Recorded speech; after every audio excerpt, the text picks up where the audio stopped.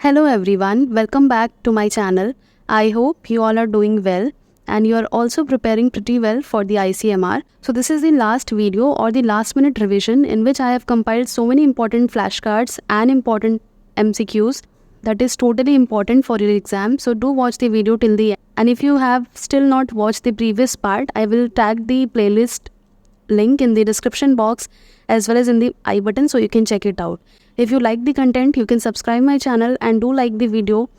So this is the first question from microbiology. So bacteria having clusters of flagella at both poles of cell are known as. It means there is a bacterial cell and if it has clusters of flagella at both the ends, then it is known as amphitrichus, monotrichus, peritrichus or lophotrichus. So if there is a flagella, either there is a single flagella at both the poles or it has a cluster of flagella at both the ends, it is known as the amphitrichus.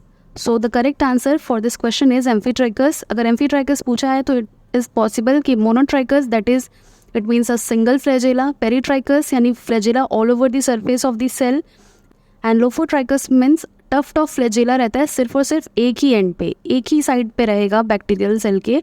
And इसके अलावा amphitrichous यानी दोनों ही ends पे flagella present होगा, either single flagella हो या फिर टफ्ट ऑफ फ्लैजेला हो. Now next question is again from microbiology. Which among the following are spirochetes? Streptomyces, Treponema pallidum, Spirillum and Corynebacterium. So first of all you should eliminate the wrong option. So यहाँ पे पूछा है spirochetes कौन सा है, तो Streptomyces and Corynebacterium are bacterial species. तो इसको तो पहले ही निकाल दीजिए. जो ट्रिपोनेमा है और स्पाइरिलियम, तो स्पाइरिलियम में तो नाम से ही पता चल रहा है कि ये स्पाइरोकीट नहीं हो सकता. So the right answer through odd one out is Treponema pallidum. So it is a spirochete and spirochete जो होता है वो फ्लेक्सिबल होते हैं, they can twist, so they are very flexible in shape. And अगर हम लोग स्पाइरिलियम की बात करें so they are less flexible than the स्पाइरोकीट्स.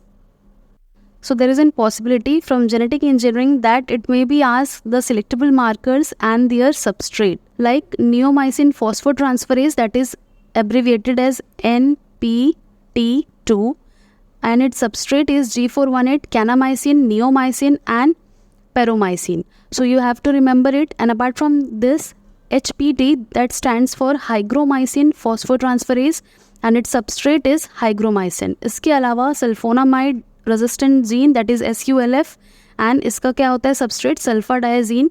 And इसके अलावा जेंटामाइसिन जिसका सबस्ट्रेट जेंटामाइसिन ही होगा, gentamicin acetyl transferase. And apart from that DHFR जो बहुत पूछा जाता है, डाईहाइड्रोफोलेट रिडक्टेज, जिसका जो सबस्ट्रेट होता है वो होता है मीथोट्रेक्सेट, ये बहुत पूछा जाता है. एंड इसके अलावा EPSPS जिसका सबस्ट्रेट होता है ग्लाइफोसेट एंड राउंड अप भी जिसे बोला जाता है commercial name. So you have to remember it. Bromoxynil आपको याद रखना है. सो मेन जो भी सिलेक्टेबल मार्कर हैं along with their substrate you have to remember. Now one important flash card from the molecular biology. Types of RNA synthesized by which of the following RNA polymerase? So you should remember that mRNA or the messenger RNA is synthesized by the RNA polymerase 2 and transfer RNA, that is tRNA, is synthesized by RNA polymerase 3. यानी जो major RNA polymerase हम पढ़ते हैं RNA polymerase 2, that synthesizes the messenger RNA. RNA polymerase 3 जो है वो tRNA synthesis करता है. एंड राइबोसोमल RNA कौन सिंथेसाइज करता है? राइबोसोमल RNA के जो 5.8S है, 18S एंड 28S सब यूनिट जो है वो फर्स्ट सिंथेसाइज करता है एंड 5S जो है वो सिंथेसाइज करता है third RNA polymerase. And mitochondrial gene के लिए माइटोकॉन्ड्रियल RNA पॉलीमरेज होते हैं. एंड लाइकवाइज क्लोरोप्लास्ट जीन्स के सिंथेसिस के लिए there is a chloroplast RNA polymerase. Now one more important chart from the cell biology, that is the cyclin and the CDK. So you have to remember कि G2 में, M में, G1 and also in S, which of the following cyclin as well as CDK are activated and are involved in that particular phase? So for the G1 phase, the cyclin is D and there are two CDK, particularly the CDK4 and the CDK6. तो G1 का याद रखना है cyclin D और इसके अलावा CDK4 and 6. इसके अलावा अगर हमें G1 से S फेज़ में जाना है तो उसके लिए होता है cyclin E along with the CDK2. And जो सिंथेसिस फेज़ है उसमें इन्वॉल्व होता है cyclin A and CDK2 which is asked frequently. S phase cyclin पूछा जाता है तो cyclin A is the S phase cyclin. And अगर CDK2 पूछा जाए कि साइक्लिन ए एंड CDK2 किस में इन्वॉल्व है तो that is in S phase. CDK2 जो है वो G1 से एस फेज जब ट्रांजिट होता है तब भी होता है यूज़. एंड अगर हम लोग बात करें कि G2 से M फेज जाने के लिए कौन से साइक्लिन एंड CDK इन्वॉल्व होते हैं तो it is cyclin B as well as A and CDK1. सो आपको इसको कुछ भी एक्रोनिम दे के याद रखना है, बहुत ज़्यादा टफ नहीं है. अगर आप एक जगह चार्ट बना लेंगे या टेबुलर फॉर्म में लिख लेंगे तो भी आपके लिए बहुत ईजी रहेगा. मैंने प्रीवियस वीडियोज़ में भी बताया है, so you can check it out. Now, one more important thing, the apoptotic bodies are recognized by the presence of phosphatidylserine on their surface. यानी कोई भी अगर सेल को एपोप्टोसिस में जाना है तो उसका रिकग्निशन सिग्नल होता है. यानी हर सेल तो एपोप्टोसिस में नहीं जाती है, only some cell undergoes apoptosis, so that recognition signal is in the form of the presence of the phosphatidylserine on their surface. तो जो फॉस्फोडाइडलसेरिन है वो एक नॉर्मल फॉस्फोलिपिड है जो हमेशा सेल के इनर लीफलेट में प्रेजेंट रहता है, यानी कि inner leaflet of the plasma membrane में वो प्रेजेंट होता है. बट अगर उस सेल को एपोप्टोसिस में जाना है तो वो एक ईट मी वाला सिग्नल देता है. ईट मी सिग्नल के नाम से भी इस क्वेश्चन को पूछा जा सकता है. सो वो कैसे देता है? सो स्क्रैम्बलेज जो है वो क्या करता है, फॉस्फोडाइडलसेरिन को इनर लीफलेट से आउटर लीफलेट में लेके जाता है and therefore eat me signal provide होता है कि हाँ ये सेल्स को एपोप्टोसिस में जाना है. तो यहाँ से भी क्वेश्चन प्रोबेबली निकल के आ सकता है. Now some important points from the biochemistry. Some inorganic elements that serve as cofactor for enzyme. Copper की अगर बात करें, copper act as a cofactor for cytochrome oxidase. And अगर हम लोग बात करें फेरस एंड फेरिक आयन की, it act as a cofactor for the cytochrome oxidase, catalase and peroxidase. Magnesium is the cofactor of hexokinase as well as glucose 6-phosphate and pyruvate kinase. Manganese का पूछा जाता है, it is for the arginase. Molybdenum is for dinitrogenase. Nickel is for urease. जो भी थोड़े से odd one out है, जो uncommon आपको लगता है वो आपको याद रखना चाहिए because that can be asked definitely in the ICMR exam. Now genetic engineering से one more important part, that is the different insert capacity of different vectors. The smallest insert capacity is in plasmid which is only about 0.1 to 10 kb. The largest की बात करें so it is in the HAC. HAC stands for human artificial chromosome that has a capacity of more than 2000 kb. And plasmid के बाद अगर हम लोग बात करें increasing order में, so it is the bacteriophage lambda that has a capacity of about 10 to 20 kb of insert. यानी उतने kb का DNA या फिर जीन ऑफ इंटरेस्ट को इंसर्ट कर सकते हैं बैक्टीरियोफेज लैम्डा में एंड उसे इंट्रोड्यूस करा सकते हैं होस्ट सेल में. नाउ कॉस्मेट का उससे ज़्यादा होता है, दैट इज़ अबाउट 35 to 45. फिर फॉस्मेट बैक्टीरियोफेज P1 का होता है 80 to 100 kb. अगर HAC नहीं है so the highest insert capacity is found in the yeast artificial chromosome which is abbreviated as HAC. यानी HAC का जो होता है insert capacity, it is about 100 to 2000 kb. Now one more important part from the genetic engineering only, that what are the different kind of enzymes involved in different step of rDNA process. So it is the alkaline phosphatase that is responsible for removal of the 5' group of the DNA. And अगर DNase 1 की बात करें so it degrades the double stranded DNA by hydrolyzing the phosphodiester bond. उसके अलावा Renault fragment that is the proteolytic product of the E. coli DNA polymerase 1. तो ये भी आपको याद रखना है कि कौन से एंजाइम का फंक्शन क्या है इन जेनेटिक इंजीनियरिंग. उसके अलावा reverse transcriptase that is responsible for the retroviral RNA directed DNA polymerase synthesis. And S1 nucleus degrade single stranded DNA. And उसके अलावा T4 DNA polymerase and 3' exonuclease activities रहता है जिसके पास. तो ये जितने भी एंजाइम्स यहाँ पे मेंशन है, जैसे कि टैक DNA polymerase which is used in the PCR Thermus aquaticus से जिसे आइसोलेट किया जाता है, हीट स्टेबल होता है ये. So all you have to remember this. Now an important part from the immunology. So basically it is the types of WBC or white blood cell. So on the basis of appearance, it can be granulocyte which has a granular appearance and agranulocyte which has a smoother appearance. So granulocyte 3 होते हैं, neutrophil, eosinophil and basophil. So you can see the structure of the neutrophil. and eosinophil and this basophil.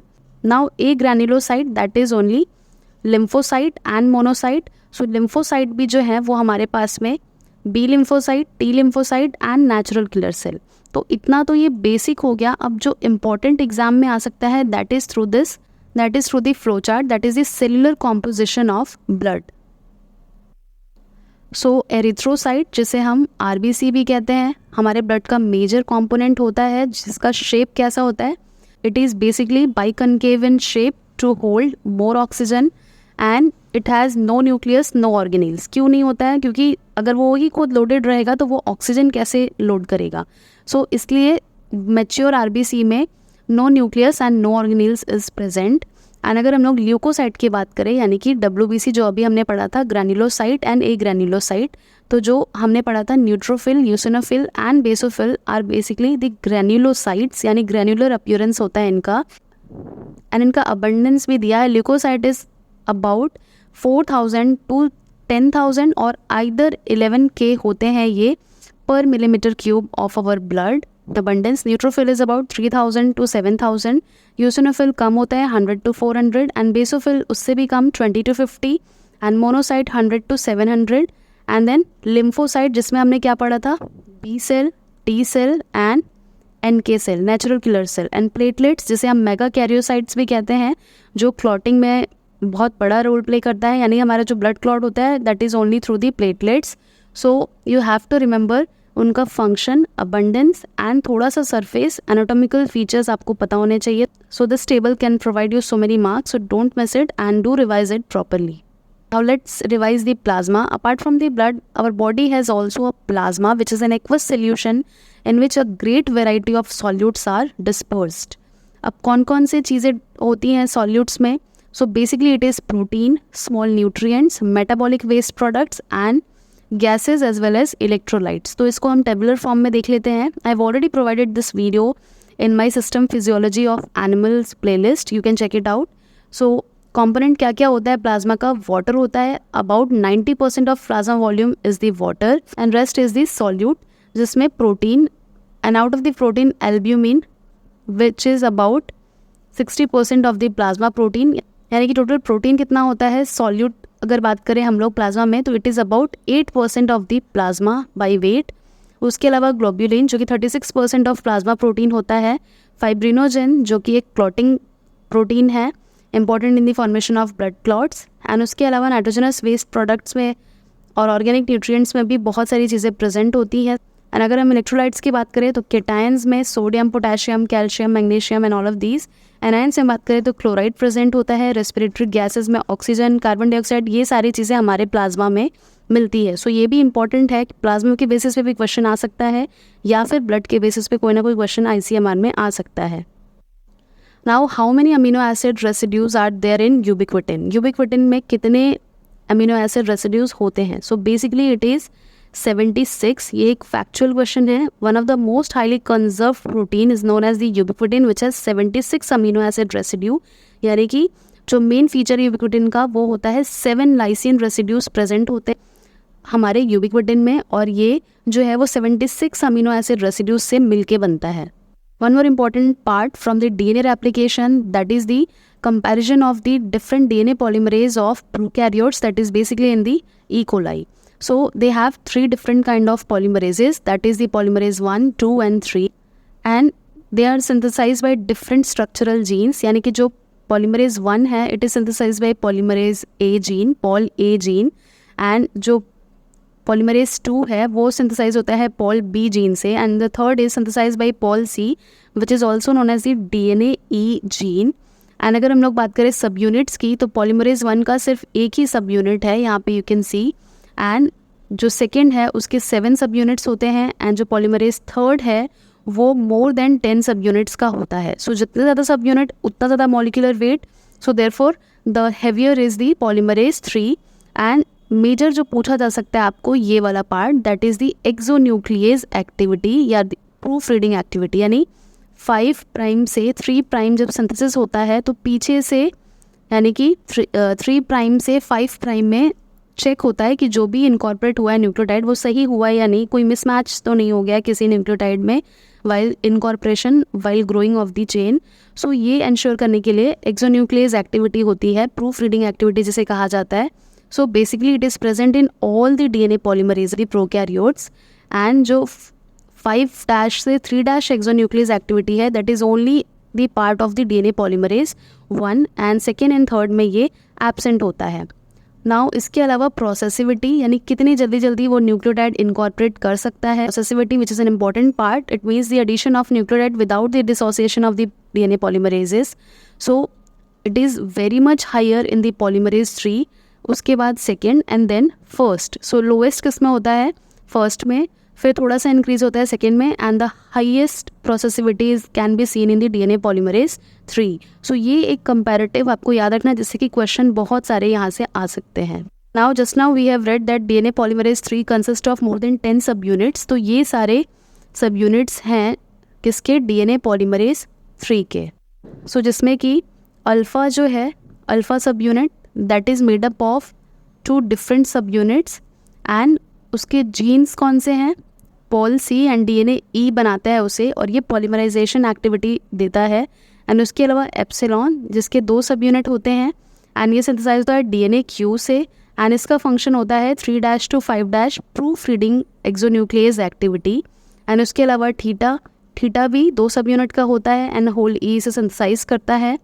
And इसके अलावा और भी यहाँ पे mentioned है, सो आपको याद रखना है क्लैम्प लोडर कौन सा है, gamma is a clamp loader, delta and delta dash are also the clamp opener as well as clamp loader. तो ये सारे जो मेजर हैं वो आपको याद रखना है कि थीटा का रोल क्या है, एप्सिलॉन क्या है, टाउ क्या है। तो ऑल दीज आर सब units of the DNA polymerase 3। अगर आपको डिटेल जानना है तो आप मेरे दिसंबर कोर्स के वीडियोस चेक कर सकते हैं, I will provide the link, वहाँ पे मैंने डिटेल में ये सारी चीज़ें डील की हैं। Now one more question, which of the following catalyzes the reversible degradation of 2-phosphoglycerate to 2-phosphoenol pyruvate? Trypsin, enolase, chymotrypsin, hexokinase. So it is the enolase which is responsible for the conversion of 2-phosphoglycerate to 2-phosphoenol pyruvate, that is PEP. Now one more question which is in the form of matching. तो आप matching के form में मत consider कीजिए, ये आपको individual पूछा जा सकता है। सो बेसिकली मार्कर एंजाइम्स यहाँ पे है कि कौन सा मार्कर एंजाइम किस ऑर्गेनील के साथ में लोकेटेड होता है। तो basically it is for which marker enzyme is associated with which organelle. यहाँ पे मेंशन है lactate dehydrogenase, acid phosphatase, glucose 6 phosphatase and catalase. और यहाँ पे बहुत सारे ऑर्गेनील के नाम मेंशन है, पेरोक्सीसोम, साइटोसोल, लाइसोसोम, माइक्रोसोम, ये सारी चीज़ें। सो यू शुड रिमेंबर कि जो लैक्टेट डिहाइड्रोजिनेज है that is found in the cytosol, it is a marker enzyme for the cytosol. Acid phosphatase is involved with the lysosome, यानी lysosome का marker enzyme है। Suppose ये question कैसे पूछा जा सकता है, if you have isolated cell organelles from a cell, so अगर आपको कॉन्सेंट्रेशन ज़्यादा मिल रहा है एसिड फॉस्फेटेज का उस आइसोलेटेड फ्रैक्शन में, सो देयर में भी पॉसिबिलिटी कि लाइसोसोम आइसोलेट हुआ है।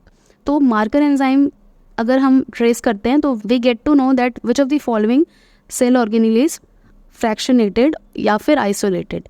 Now glucose 6 phosphatase is related to the microsome and catalase is related to the peroxisome. If you get the concentration of catalase very higher than it must be peroxisome, कि peroxisome isolate आपने किया है cell से। So all these are marker enzymes which are used to assess the yield as well as purity of the purified subcellular fraction.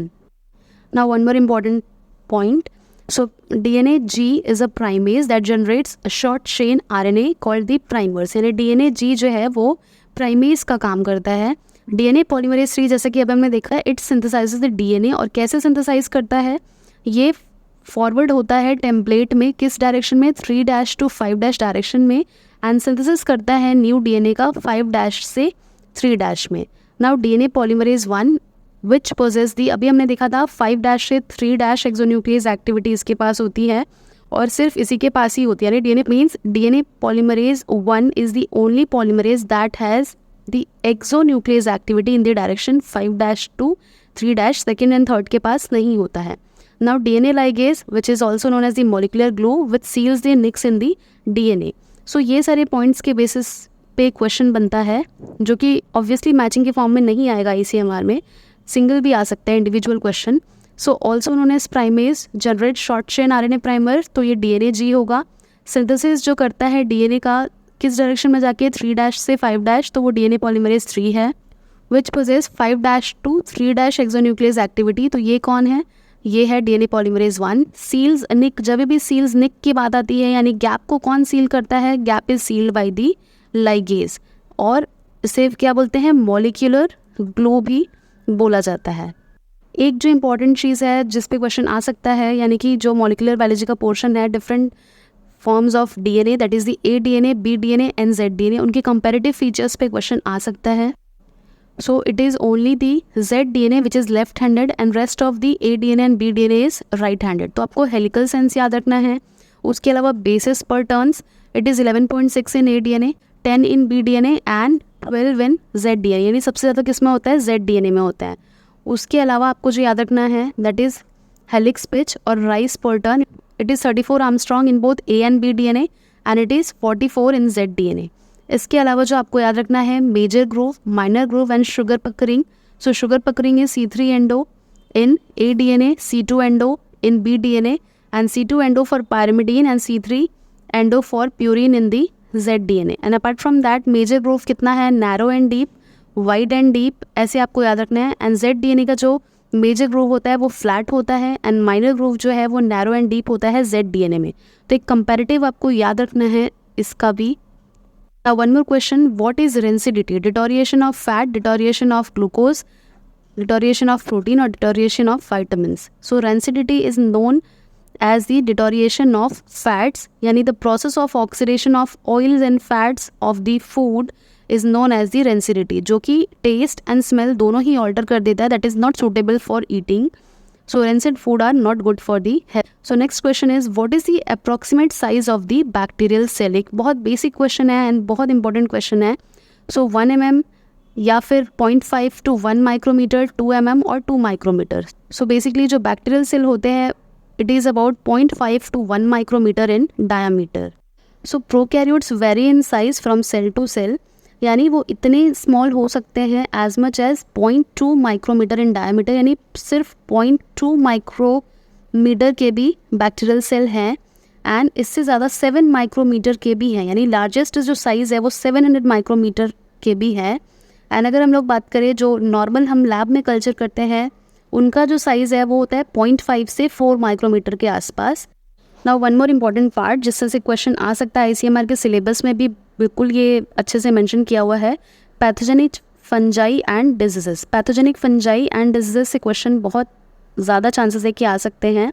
सो यहाँ पे diseases के नाम है ringworm, favus, athlete foot, jock itch and keratitis.